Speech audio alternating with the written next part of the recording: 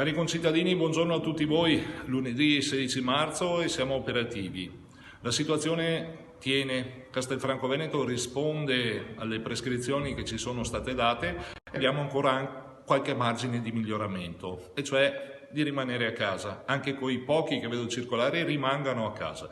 Questo consentirà loro e a tutti gli altri di rimanere in salute. È la misura più efficace, è comprovata, me lo testimonia il sindaco di Codogno nonché presidente della provincia di Lodi, mio amico Francesco Passerini, dove hanno fatto 15 giorni di isolamento totale. Oggi sono a contagio zero. Dobbiamo continuare in questo sacrificio che siamo chiamati. Al mondo dell'impresa, sono imprenditore e capisco le preoccupazioni del sistema che si ferma.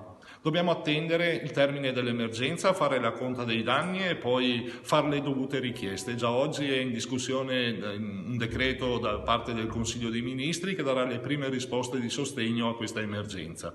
Un ringraziamento lo voglio fare infine a tutti coloro che si sono resi disponibili a dare una mano.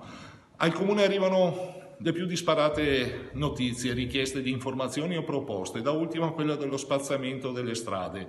Ci stiamo lavorando assieme alla nostra partecipata, assieme alla nostra contarina, la quale attende istruzioni scientifiche da parte dell'ULSS per dare una risposta che sia univoca e che abbia un'efficacia. Ci stiamo muovendo così, siamo sul pezzo, ma sul pezzo soprattutto dovete esserci voi. Cari concittadini, rimaniamo a casa, troviamo una giustificazione per rimanere a casa piuttosto che per uscire.